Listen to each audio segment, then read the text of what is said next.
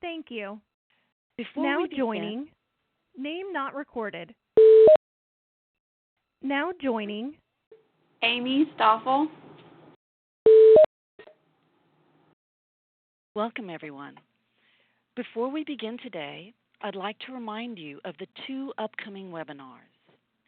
On Tuesday, January 21st, from 10 to 11 a.m., we'll hear from Lena Zettler, Director of the Department of Psychology at Cook Children's Medical Center. recording will start after the beep.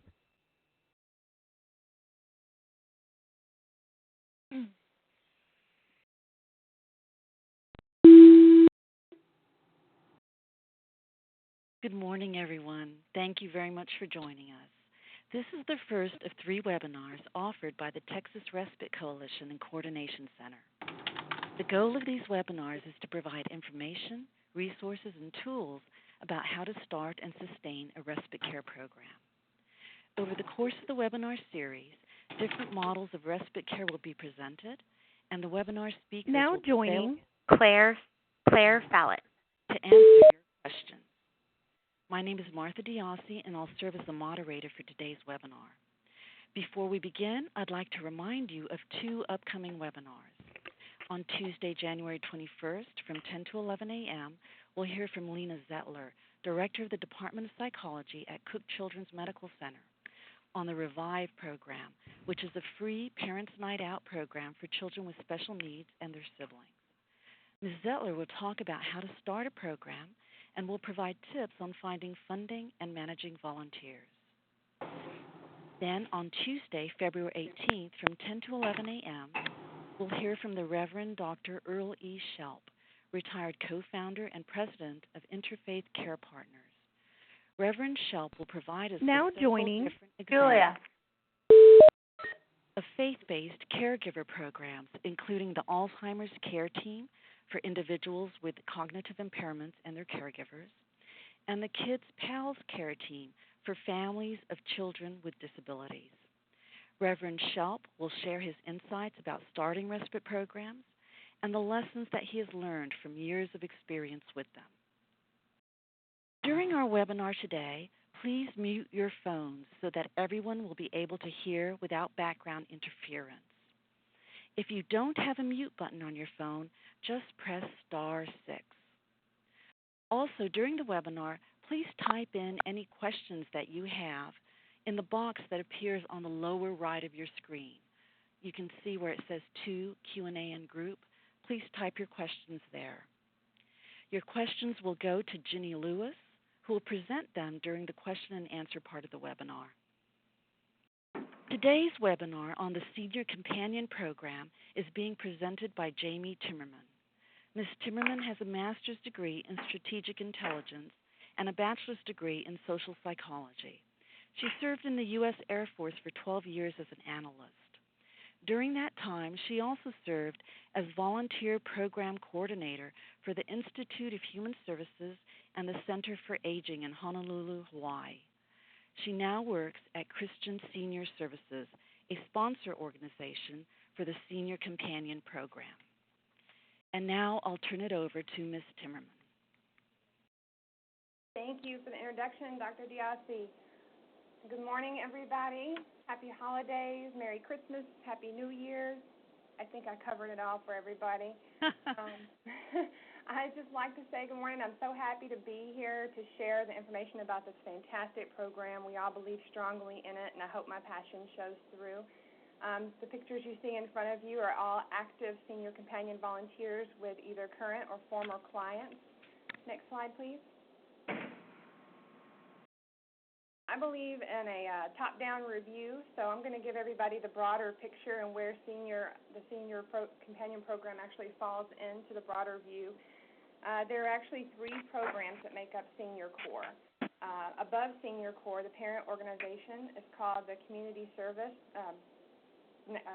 Corporation for National and Community Service. I lovingly refer to it as CNCS. I love abbreviations. If you think of it as 3 tiers, CNCS would be at the top. Beneath the CNCS falls Senior Corps, and we have 3 programs. My 2 sister programs are the Foster Grandparent Program, RSVP, or Retired and Senior Volunteer Program, and then, of course, last but not least, the Senior Companion Program. Slide, please. A little more detail on my sister programs. Foster grandparents, their volunteers, much like senior companions, have to be age 55 years of age or older. They also have to meet income eligibility guidelines. Just like the Senior Companion Program, we ask that those volunteers commit to 15 to 40 hours a week. The services that these senior volunteers provide go directly to children in the community, several which are at risk. Sometimes they do care for premature infants or children with disabilities. Next slide, please. RSVP, or again, Retired and Senior Volunteer Program, they cover the gambit. Basically what the other programs don't cover, this offers a much more wide array of volunteer opportunities for seniors in the community who may or may not be retired and quite aren't ready for retirement. They can do anything from organized neighborhood watch programs, which I can't think of a better group to do this type of program. Actually, they tend to be more or less retired. They stay at home, so they have the watchful eye on the community. It just makes sense. Some choose to work with their hands in home renovations. Former teachers, for example, could teach English as a second language to immigrants, and for assisting victims of natural disasters in their local areas. Next slide, please. Again, last but not least, the Senior Companion Program. This is a fantastic program. As I mentioned, we strongly believe in it. It's helping so many seniors here in the San Antonio community. It's a peer-to-peer program. It's a program set up for seniors who want to serve other seniors. What better population to serve a senior citizen than somebody who's in their shoes and can relate? The program is designed to foster independence among seniors by engaging the more active seniors in community service. Again, retired most of the time, but not really ready for retirement. They have so much left to give. Though they're retired, they did have former careers. Their expertise, whether or not they were a nurse or a school teacher, it's proved very beneficial when doing these placements with other seniors in the community. By providing such companionship opportunities, we're able to offer more home independence to homebound senior citizens. The goal is to keep these clients independent and out of nursing homes for as long as possible. We offer companionship services, but what I'll be focusing more on today are the respite services that we offer. Up on the screen before you, you'll see a few quotes from active senior companions. I also have a quote up there from one of our clients. And I think that the best advocate for the program is the senior companion or the client themselves. And these words speak volumes if you've had time to read them. Next slide.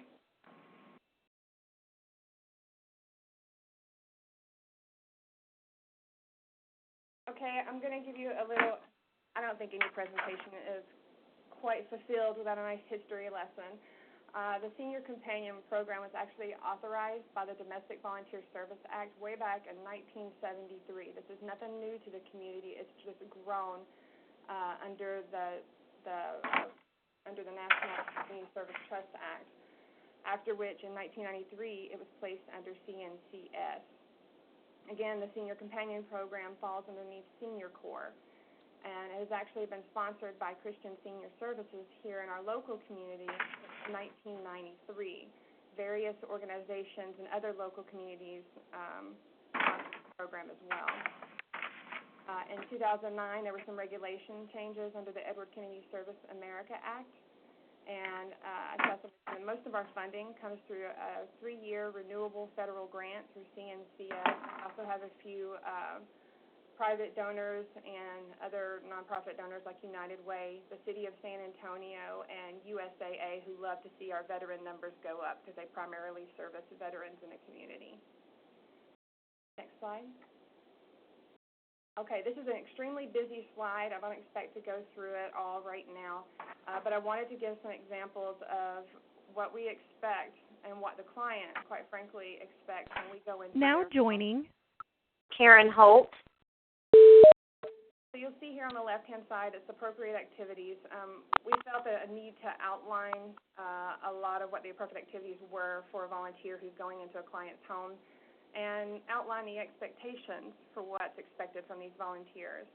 I would like to say that volunteers are not providers, and the senior companion volunteers are not physicians, meaning that they don't administer medications. They're not going to hook a client up to their oxygen because they've not had the training to do so. In addition to that, they're not providers. They don't come into the house and wash windows or mow lawns. They're there to offer companionship and respite for providers or full-time providers or caregivers, whether it be a son or daughter or a husband or wife caring for their loved one. You'll see again on the left-hand side, I've broken it into categories. Nutrition, we've had volunteers who will label canned goods in the pantry, helping them with try to meet their daily nutritional values. And the volunteers are trained on what nutrition needs a senior needs through a 40-hour training process, which I'll get into a little bit.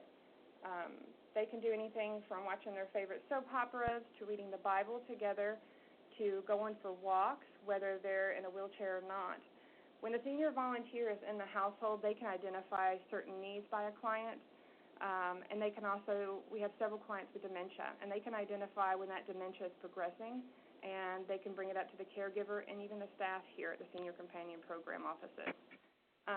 They have great eyes on, and again, I already mentioned before that these are senior citizens serving senior citizens. They know what these people are going through, and they can relate. I mentioned they like to go on walks. I've had clients who don't have ramps in their home or the ability to get out and who've literally been homebound and not been able to go for a walk for years, in which case we would reach out to other nonprofits to try to provide them with that ramp. Again, great eyes on. The volunteers are our eyes and ears in that household when no one else is. You can also see on the right-hand side a list of inappropriate activities. I already said that they're not providers, and these volunteers are not physicians because they're not trained to do so. They don't bathe the client. They don't take on cash deposits into banks. There's a lot of liability there. No heavy lifting or moving. These senior volunteers are senior citizens themselves. We don't want them rearranging households and picking up 50 to 75-pound couches. No major house cleaning. I know a lot of volunteers will offer to sweep the floors or even make light snacks for them to enjoy while they're spending time together. Again, at the bottom of the thing, you'll see the number one goal is to keep these seniors independent and in their own home for as long as possible. Slide. A few more details about the Senior Companion Program. The volunteers themselves are aged 55 years of age and older. This is a requirement. They all have had their criminal and sex offender background checks, and we also require an annual doctor's physical and authorization form. Again, this is an annual check. It's just to make sure that they are physically capable as senior citizens themselves to complete the duties of the job set before them. The training consists of 40 hours of initial training before they're allowed to be placed. It's extremely extensive training. We try to cover the gambit of scenarios that they could possibly and potentially be placed in when going into a client's home. I have clients with Parkinson's. I have clients with dementia, different forms, majority Alzheimer's. I have clients who are wheelchair-bound. I have some who are quite frankly just depressed and lonely. So we cover all these issues in that 40-hour training. Again, it is quite extensive, and it goes over a week. They're also exposed to senior nutrition, physical fitness. We have a lovely lady who comes in from here locally, a YMCA Silver Sneakers program, and runs through a few exercises with the volunteers because we firmly believe that even if you're bedbound, you can move your toes, and in most cases they can turn their heads. These are simple workouts that any senior citizen can do, and it mainly focuses on what the volunteer can do with the client, but again, these volunteers are seniors themselves. So a lot of the activities and information on community programs for seniors that's provided to them assist them as well. After they went through the 40-hour training and they are prepared to be placed, whether or not they're placed and until they're placed, they go through a monthly 4-hour training. I forget, it's once a month, and this is ongoing training for them. And the majority of what we go through in this training is a review of community programs that are available to them, any policy or regulation changes in the program that have been come down from CNCS, our parent organization. Again, it's just ongoing training. Volunteers from across the city come together. It's a great opportunity to socialize as well, and for us all to discuss as a group problems or issues that they may be having during their placement with their clients. Of course, we agree in the utmost confidentiality, and they do sign a confidentiality agreement, so we don't mention any names of the clients or anything personal that would embarrass anyone, of course. We try to use it as a training opportunity. If another volunteer is in a difficult situation, how did they handle it? How could we have handled it better, and so forth. There is an income requirement you'll see on the next line. The volunteers have to be at or below 200% of the poverty level. Right now it's $22,980 for annually for a single person and $31,020 for a two-person household. The majority of my volunteers are widows or widowers receiving Social Security or SSI benefits. And you're probably wondering, these are volunteers, why is there an income requirement stipulated? Because these volunteers actually do get a stipend of $2.65 an hour for every hour of volunteer work they do with a client and every hour of training that they go through. They're also reimbursed mileage. Excuse me. They're also reimbursed mileage to and from training sessions and to and from their client's house. If they don't drive a personal vehicle, they're given a monthly bus pass. I would say right now I'm split about 50-50 who drive their personal vehicles and 50% who actually take public city transportation. Just a side note, I actually have a 93-year-old volunteer who takes Via-Trans, which is local San Antonio public transportation for those with handicaps or disabilities, to get to her client's house. And she's had a placement that's lasted several years and going strong. Important to note, the concern for this volunteer population is, hey, I'm getting VA benefits, I'm getting Social Security, or I'm living in Section 8 housing or HUD housing. I can't increase my income, or it's going to affect my benefits, and I may even get kicked out of Section 8 housing. So it's important to note for them that this does not affect any benefits that they may be receiving. It's not to be considered income, and it is against the law. From the staff perspective, we actually have given pushback on that before and are prepared to do so in the future. For these senior volunteers, we ask for a minimum of 15 hours a week and a maximum of 20 hours per week per client. Each volunteer can have a maximum of 2 clients at any given time with a potential of 40 hours a week of volunteerism. We ask for a 9-month commitment. Several of our placements do last 9 months. However, nature, prevails in some cases. And dealing with this population, we have to be prepared for death. We have to be prepared for a client going into a nursing home, in which cases we have to end the placement because our volunteers aren't allowed to serve in a nursing home. It would defeat the purpose of companionship and socialization for these clients if they're already having 24/7 care and 24/7 interaction with other people in a nursing home. Same goes for if the client is put into a rehab facility. The services we offered, again, I did show the appropriate and inappropriate activities listing, but in a nutshell, here's the services that we do offer. We offer Respite that hopefully will provide continued independence. Again, the goal is to keep these seniors independent in their own home for as long as possible. The safety and security of just knowing that you have somebody coming to check on you. Several times a volunteer has shown up at the house and the client has fallen, or the senior companion takes it upon themselves to check in on the client via a phone call and finds that they're having difficulty breathing. These are all real scenarios that we deal with and have recently dealt with. So it's a safety and security issue. Everybody doesn't have the handy-dandy button or can afford to have the services of a handy-dandy help I've fallen and I can't get up button. There's also regularly scheduled weekly visits. The client knows when the senior companion is coming. It's already stipulated in the client care plan and agreed upon by staff, client, caregivers, and the volunteer themselves. There's a lot of social interaction that goes on there. A lot of these clients are homebound, as I mentioned, with very little socialization. Their husband, wife, daughter, son, whoever the caregiver is, goes to work on a daily basis. They're alone from 8 to 5 or whatever the time frame may be, with nothing but a television set to keep them company. There's a lot to be said for human interaction, and that's exactly what these folks try to offer. There's an improved quality of life there. When you're alone for an extended period of time, you can get depressed. You can become disinterested in life altogether. And when these volunteers show up and you see the client's eyes light up, you know that you're making a difference, and they're looking forward to your visit. They wake up every day looking forward to those senior companions coming by their house, whether to have conversation, to play a card game, to, again, read the Bible together. I find that that's the favorite activity of this particular group. We strive to increase their activity level. Again, we really push for physical fitness. It's a recent push we have had, and we had several great community partners who stepped up with Sit and Be Fit programs that they come and speak at, our monthly in-service to show our volunteers new physical fitness activities and exercises that these clients can do, whether or not they're in a walker, a wheelchair, choose to sit in their recliner. If they're semi-mobile in a walker, this offer an array of physical fitness activities. There's no excuse not to stay physically fit. Again, the goal, I cannot reiterate it enough, is to keep the seniors independent and in their own home as long as possible. Next slide.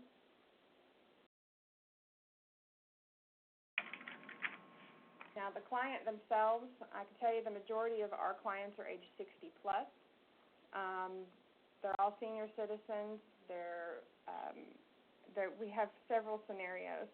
Some are lonely and depressed, again, after their loved one goes to work, or their loved one just has errands. The caregiver has, to run errands, go to the grocery store, care for themselves, because 24/7 caregiving and rest is it's a daunting task. Again, I mentioned a large percentage of our clients have Alzheimer's, and the volunteers, though they're trained on this, they're not there 24/7. The volunteers are not there. So when the caregiver's there and Grandpa wakes up in the middle of the night, wanders into the kitchen, for example, and urinates on the floor, the volunteer is not there to clean it up, and they may not even be aware. Caregiving is daunting. It's exhausting. My hat's off to anybody who's a caregiver who may be listening. But I digress. The income for the client, there is no income requirement for the client, and there is absolutely no cost for this service. The housing, it has to be in a private home or an apartment with a caregiver present. Services are not provided to those in rehab centers and hospitals and nursing homes or any other 24/7 care facility for the reason that I mentioned before. It would defeat the purpose of offering the companionship and the socialization that this program offers. Several of the clients are homebound. They're disabled per a senior companion program assessment that we do in-house at the client's home with a caregiver present and the volunteer present and a staff member present. And also we just try to review their suitability for the program to make sure that, the volunteer is not going to be there at the time a provider comes in, or the caregiver is, in fact, there's not multiple caregivers who can manage this on their own. The reason we want to make sure that they're appropriate for the program is because here in San Antonio, we actually have a wait list of 40-plus clients, and volunteers are semi-hard to come by here. The service hours, I would say any hours that additional support is needed in order to remain independent in their home. We're very flexible on that. The volunteers remain flexible on that. We do try to have it during typical workday hours, say 8 to 5. Several of the seniors will prefer early morning, several prefer late in the afternoon, and it's really stipulated by the caregiver and the client because the volunteers are extremely flexible. Remember, they're retired, and they take this very seriously. They don't look at it, several don't look at it even as volunteers, and they look at it as their job. And again, hours will vary depending on the case. But once they are stipulated in the client care plan, they're solid, and the client can expect the volunteer there at that time. And again, the cost is free. Next slide. The caregiver, again, like I said before, my hat's off. I can't think of a harder job. It could be an adult child or spouse who needs to go back to work or is working full-time. The Respite services offer them that time to go back and do such things or care for themselves. especially with a spouse who may have several doctor's appointments themselves. And when you have a disabled loved one or who tends to be slower or has a lot of medical equipment that needs to be transported with them, it's daunting, and you have to take them to a doctor's appointment with you, and it's exhausting. And it could add hours onto a doctor's appointment just in transportation time and heavy lifting alone. Again, for this service, the caregiver must live in the same household as the client. The hours, again, depends on the needs of the client and the caregiver, but it can be up to 20 hours a week of respite care per client. And again, the cost is free for the caregiver. Next slide. Excuse me, Jamie. Yes, ma'am. I hear some typing in the background, so I'd just like to remind participants to please mute their phones. You can either mute them with your mute button or by pressing *6. Thanks very much. Okay, so regarding the Senior Companion Program, it is an extremely unique respite service program that we offer. I would say primarily because it is powered by volunteers, the volunteers who have thorough background checks and very thorough 40-hour training, quite extensive actually. And you know that if a volunteer is going through 40 hours of training, then they're pretty dedicated to the volunteerism work that they have volunteered to do. It's a program of peer-to-peer, seniors serving seniors.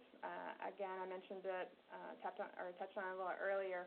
What better community of people to serve senior citizens who are our clients than seniors themselves? They can relate. I think oftentimes the volunteer sees themselves in the client's shoes or believes themselves that this could have easily been me.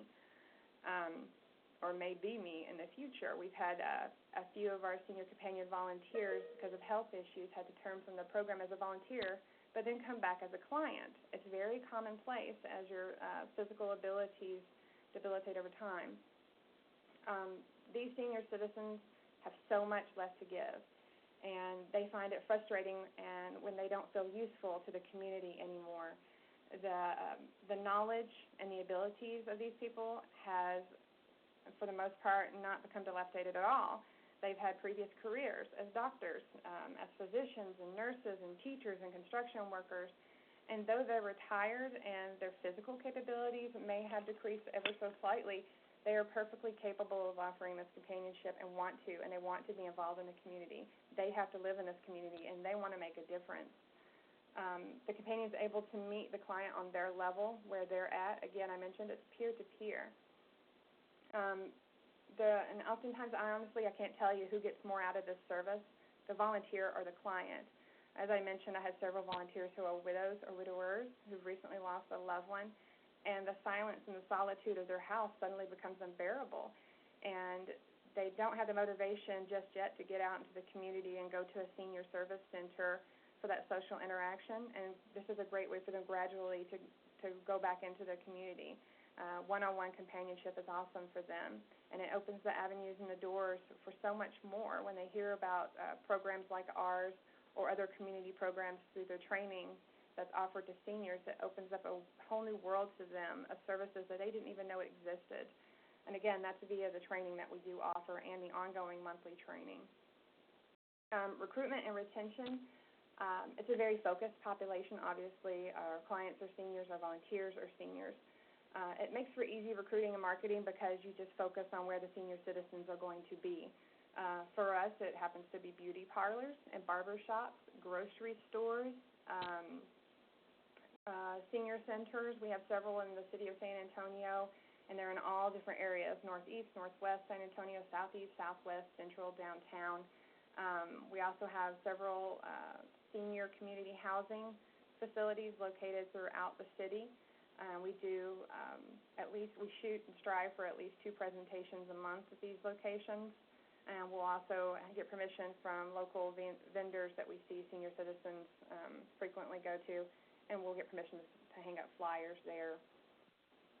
It's a huge pool of volunteers. Everybody knows the baby boomers. This is their generation and their turn for senior citizenship. And last time I checked, statistically, they're about a quarter of the current U.S. population. And when I say baby boomers, the ages I'm referring to are age 49 to 67. The mileage reimbursement and the bus passes is a huge plus for them. Of course, the stipend is a huge plus for them. I've already touched on it, but the in-service speakers for our monthly in-service, again, it opens up just a huge array of programs they didn't even know existed in the city. Volunteer recognition and Christmas parties, we use that for retention here at Christian Senior Services. We have an annual Christmas party, and we also have a monthly volunteer recognition program. They also have the opportunity to excel and lead in the program. I call them my senior squad. They're also referred to as Doves of Love. They're like a senior task force. They get out into the community and with no extra incentive market this program. They stand behind it. They believe in it. And again, they're just fantastic. It's a small group. We have monthly meetings that follow the monthly in-service meetings. We try to recognize them individually as much as possible with T-shirts, for example. So they're like a walk-in billboard when they're wearing the T-shirts. They have flyers that I give out to them periodically. They'll distribute them on the bus where a lot of senior citizens are. They'll distribute them at their beauty parlors when they're there getting their hair done, and they'll talk up the program. They literally stand behind the program, and they are a force to be reckoned with. And they also do a great job of keeping me in check personally. Currently, because of the retention efforts that Christian Senior Services Senior Companion Program has put forth, we have a 78% retention rate. Oh, excuse me. Bless you. We currently have a 78% retention rate for our Senior Companion volunteers. I think that speaks volume. And when you consider that a lot of our volunteers are senior citizens, and you consider, having to turn from the program because of health reasons for this particular population, I think 78% retention rate is fantastic. And again, remember, we're asking for a 9-month commitment. It's really person-centered focus. Provider comes flying through the house, and through no fault of their own, they come in, they cook, they clean, they do the laundry, check Mrs. So-and-so, Mr. So-and-so, what would you like for your meal today, and then off to the next client's house. They don't have a lot of time. It's just the nature of their job to sit down and offer companionship, to socialize, play games, and especially for the dementia patients, or the dementia clients, they need mental stimulation, and providers don't have time to sit down and do this. And this is where the senior companion would come in. They're really focused on relationship building, and the staff, the way we paint ourselves, and it's our job to cultivate relationships. We're almost like a counselor. We have to put on our psychologist hat sometimes, our social worker hat other times, a teacher oftentimes.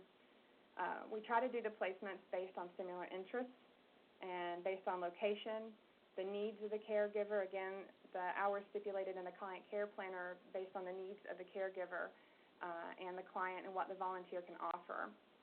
We also have prioritization for our wait list. This is based on disabilities, how long they've been on the wait list. Is it just strictly companionship, or is it respite? In this case, respite is afforded more points on the prioritization criteria. Bias only the needs of the client, which a provider is there to meet the needs, and we're there again to add that extra socialization and companionship.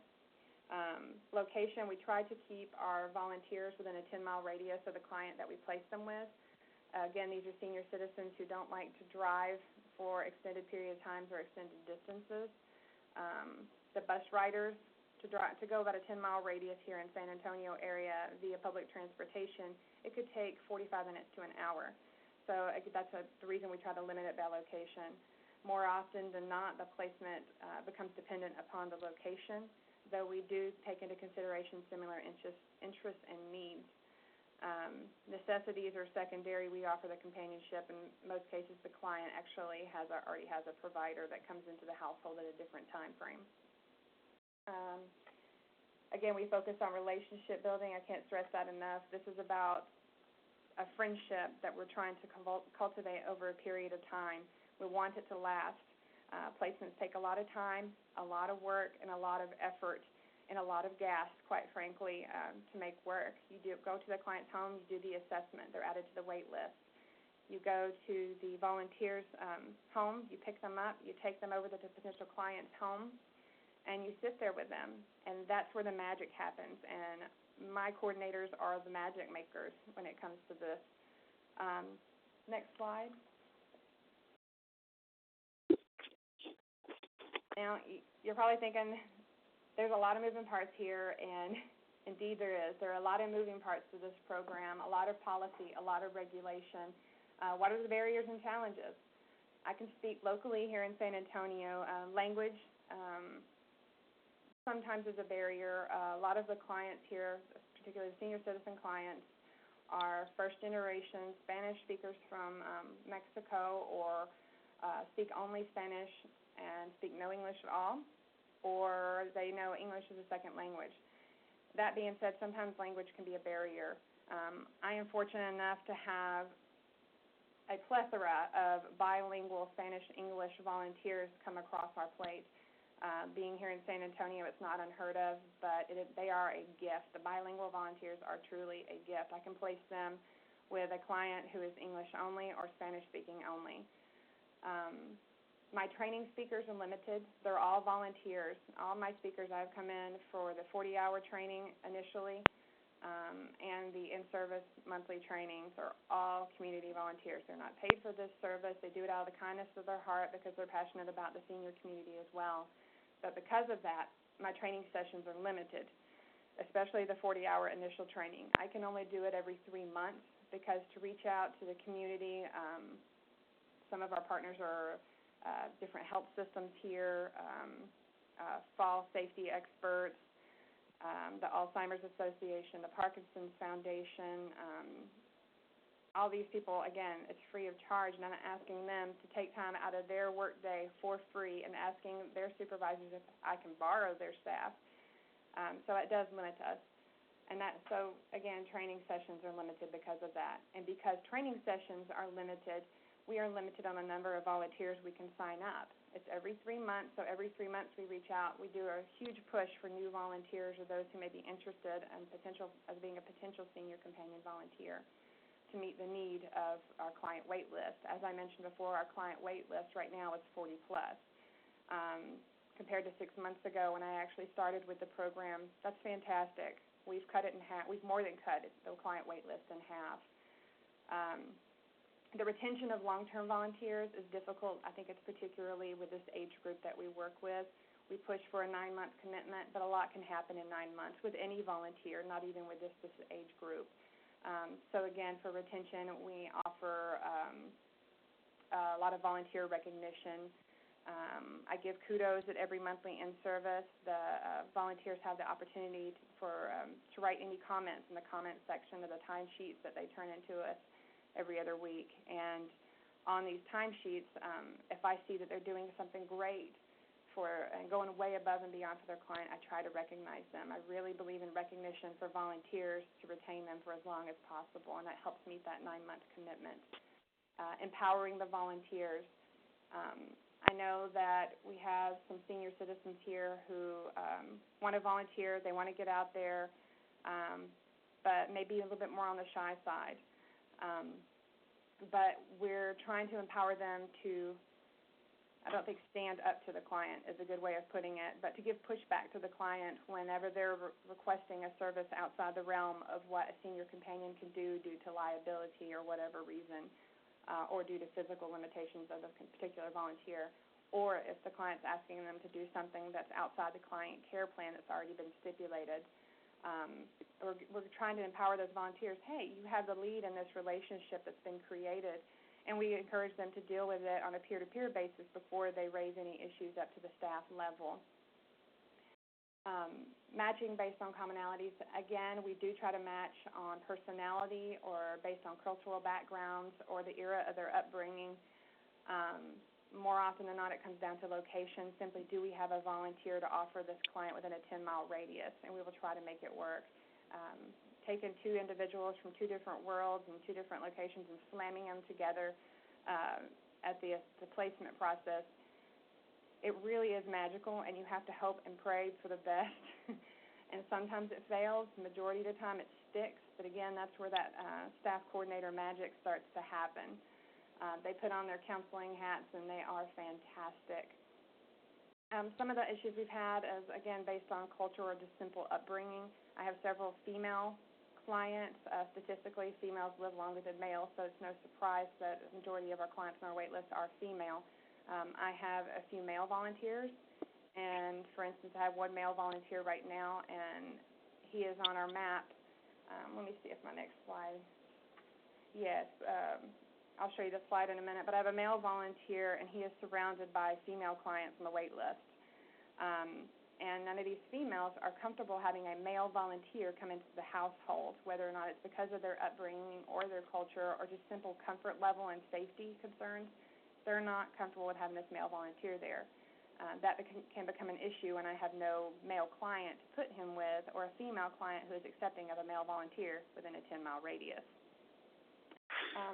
Next slide, please. These are the current Senior Companion Program locations throughout Texas. If I had put the United States map up here, I think it would have really hurt your eyes. But we are basically in most major cities across the United States. Again, this is San Antonio location, and San Angelo, Dallas, Houston. I know Gretchen Feinholz is on the line. She's actually the Senior Companion Program president, and she is, I believe, Gretchen can correct me later, I think she's out in Houston, Denton, Levelland, Midland, and El Paso. Texas is about like the size of a small country itself, so I think it speaks volumes that we've got every inch of Texas covered. 9 SCP projects total and currently operating in Texas. Funding for new projects in Texas is not currently available through CNCS. If you are interested, I encourage you, though, to still reach out to CNCS to see when that funding may or may not become available. Next slide. This is that wait list. This is how we locally here at the San Antonio Senior Companion Program manages our wait list. The red thumbtacks are our companions waiting for placement.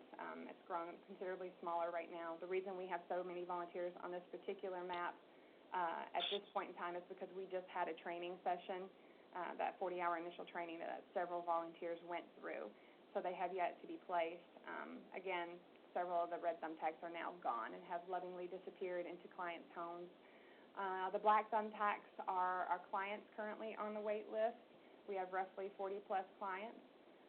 We do reach across all of Bexar County and cover the whole San Antonio area. As I mentioned before, we do try to put our companions within in a placement within a 10-mile radius. This is due to bus routes, and you're asking why just Bexar County? Well, it's because several of my volunteers are bus riders only, and the bus lines only go out so far to the more rural areas, so we do try to stick to Bexar County only. And again, the seniors volunteers, their comfort level with driving long distances isn't there. And now that it's getting darker earlier, I know that a few have actually changed their client care plans to leave earlier in the day. I think I've covered this one.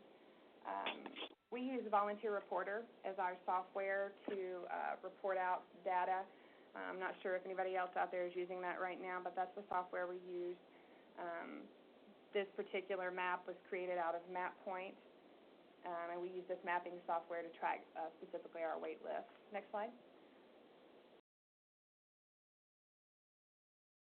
Last fiscal year, we serviced, we had 100 senior companion volunteers that provided independent living services and respite services to 184 clients. Of those, they had 55 volunteers that provided respite services, 73 caregivers, and 75 clients. And for a nonprofit federally run program, I think those numbers are great, and I hope we can do better next year. Next slide. I know I've covered an array of information. If there's any questions, I'll be happy to take them now. Okay, we did receive 3 questions. Again, if you have questions, please type them directly to me, Jenny Lewis, on the chat box that's at the bottom, I believe at the bottom right of your screen. The first question is, what is your annual budget? Again, I mentioned that the majority of our funding comes from CNCS, and off the top of my head, I believe it's $200,000 a year, and that covers stipends and mileage. We also receive amounts from United Way, City of San Antonio, and private funders. I believe the total, the only way I could quote off the top of my head right now is the CNCS, and they're our major funder, and that's $200,000 a year. And again, that goes to cover stipends and mileage reimbursement. Thank you. The next question is, and this may have been answered on the last slide, but how many individuals do you serve per year? On that last slide, I think I did mention it. Serviced 184 clients, and 75 of those clients were respite situations with 73 caregivers served.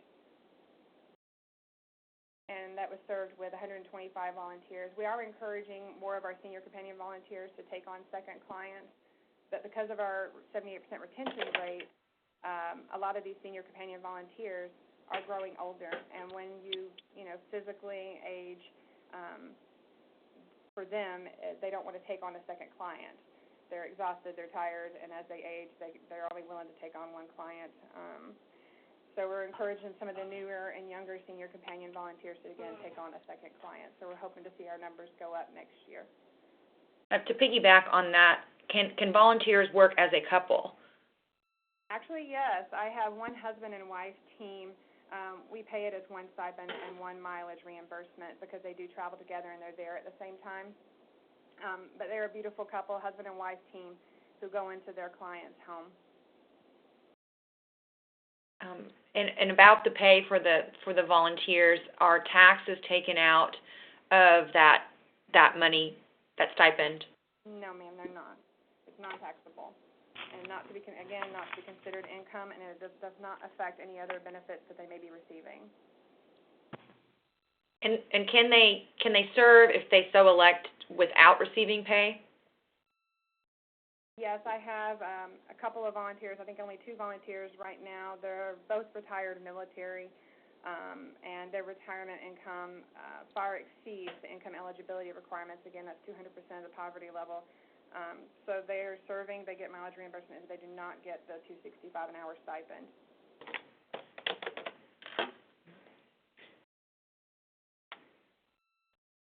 The next question, and you may have addressed this earlier, but if you don't mind repeating it, do you know if CNCS funding will be made available in 2014 or 15, and how can a new senior companion program be started? That is definitely a question for CNCS. My point of contact is Leslie in Austin. I do know that no funding exists right now, and I'm not sure about 2014 or when that funding will become available.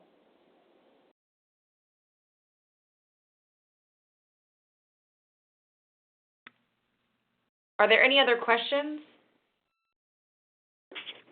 I have some questions, Jenny.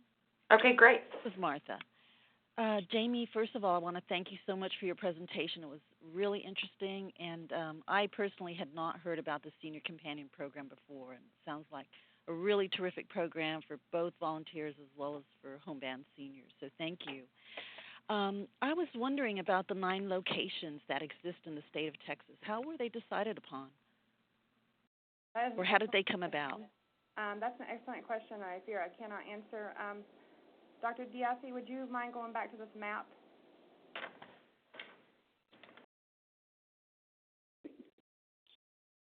I cannot honestly say why those particular locations were chosen. I think that would be a question, again, for CNCS or our parent organization. I do see that it does cover the expanse of Texas. I think they focused more on where the larger populations would be, which is like major cities, or it simply could have been sponsor organizations, first come, first serve, who stepped up to sponsor the program. But I cannot speak to that specifically. Okay, thank you. I was curious partly because Austin is missing, and that's, of course, a major city, and then the Rio Grande Valley. But, yeah, that's something to look into. It's an interesting question. Absolutely, and I believe, don't quote me 100% on this, but I think foster grandparents and RSVP are down in the valley, but we don't have an SCP down there yet. Okay. Yet. And you mentioned that there were 125 senior companions serving 184 clients. Was that in San Antonio only or throughout the state? That is only in San Antonio. Okay. And again, it's a nationwide program. I think on the CNCS website, which I can post to the right here momentarily. You can go to that website, and it gives more of the statistics for the Senior Companion Program and how many clients and volunteers there are being served nationwide. That'd be great. You mentioned a huge pool of volunteers, and you also mentioned a waiting list. Why is there a waiting list when there are a lot of volunteers? I think what's really hurting us right now is trying to keep them close to their clients. Again, they're just not willing to drive as far as, say, you or I would be. Their eyesight, in some cases, for my volunteers, is going downhill. They cannot drive anymore. They take the bus, and when you take a bus here in San Antonio to get 10 miles, it could very well take 45 minutes to an hour, and I don't want to put a senior on a bus for however many stops that is. It can be sometimes physically painful and daunting for them. But again, I think for us it's really that 10-mile radius that it causes the issues. That makes a lot of sense. I'm curious about the 4 hours of monthly training after the initial 40 hours. Why is there a need for that, and what are those trainings like? That's a stipulation by our parent organization at CNCS. For us, it proves very, very beneficial for our volunteers. What we review could depend on. Sometimes I actually choose the speakers and the program topics with the input of our coordinators, of course. And sometimes it's based on the needs of current volunteers and situations that they're dealing with. We recently took on our one and only case right now with a client who has Parkinson's. So one of our next talks and one of our next speakers will be from the Parkinson's Foundation. This is particularly to help that one volunteer and that one client. In addition, you may find some of my volunteers may find that their clients themselves are starting to exhibit symptoms or symptoms of Parkinson's, that they didn't even know what those symptoms were beforehand. So I'm hoping to cover that in these presentations so that they can identify that and bring it up to the staff's attention or the caregiver's attention. And more often than not, I would say those 4 hours. Yes. I'm sorry? Oh, sorry. No. I was just saying that more often than not, it serves to review policy changes or regulation changes or have some additional paperwork signed by the volunteers there. And again, to keep them abreast of changes with different senior programs that are available to them in the community. For instance, we have a group down here called the ACOG, and they're running a Warm Hearts, Warm Hands campaign where seniors can sign up for a gas heater to be put in their homes, which is important during the winter months. Sometimes they do different clothing or food drives for senior citizens, and we let them know about that. We go over, again, physical fitness routines that they can do with their clients during these in-service meetings, and it proves to be a great time for socialization and information sharing amongst the volunteers themselves because they come from all over the city. And we have people who develop friendships amongst the volunteer pool who otherwise never would have met one another. And I dare say we have a few love connections as well. That's great. Martha, I have a few more questions that we received online. One question is, and you just mentioned ACOG, which I know is the Area Agency on Aging for that region. How does your organization collaborate with existing area agencies on aging and aging and disability resource centers? We have and are so fortunate to have several community partners. Again, we use these community partners to gather speakers for our training, unpaid, doing it out of the kindness of their heart because they want to get their information, the programs that they run, available out to the senior citizens. And what better way to do it than to tack themselves on to a program like ours who services seniors and who brings them all to one spot every month. In addition to that, we have a very special relationship with the Family Services Association for respite and companionship referrals. We have what we call volunteer stations that we set up around the city. These are people who signed a memorandum of understanding with the Senior Companion Program here in San Antonio, and they have an understanding they'll shoot us client referrals. They will send us volunteer inquiries for people who are interested in participating in the program. And again, these volunteer stations we shoot for where the seniors are going to be. So senior communities, Family Service Association, where the seniors are quite often looking for referrals to programs like ours. The ACOG, of course, is just a wonderful organization in itself, but again, they shoot us client referrals and volunteer inquiries. We also work with them specifically on our respite services for client referrals. The ACOG also receives federal monies every single month for respite services specifically. We are on the local ACOG's vendor list as a professional vendor or a vendor for respite services. So when they send us a referral for respite service, we're actually able to get some of that federal money that ACOG receives. For up to 6 weeks, they supplement our stipend reimbursements and our mileage reimbursements to our volunteers. Now, after 6 weeks, when that ACOG funding falls off, that does not mean that the respite placement ends. We continue that placement. But we've recently started this relationship up, and it's been a great help with the cuts to nonprofit agencies here in the past year, and it's helped supplement our funding.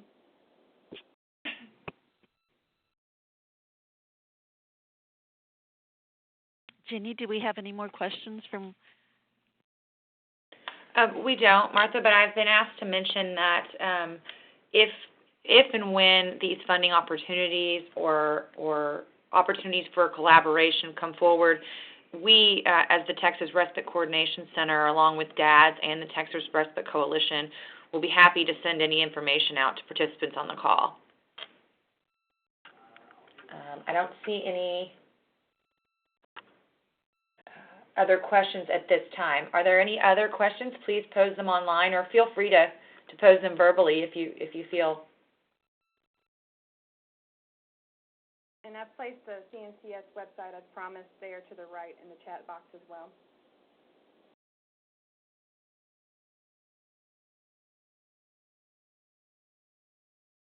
All right. Well, I would like to thank Jamie Timmerman very much once again for taking the time to present to us about the Senior Companion Program. Thanks to Jenny Lewis for presenting the questions, and thanks very much to all of you for attending and participating. I hope you all have a wonderful rest of the day. Thanks. Bye-bye.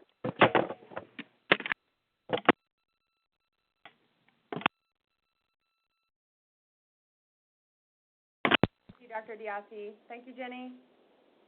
Thank you, Jamie.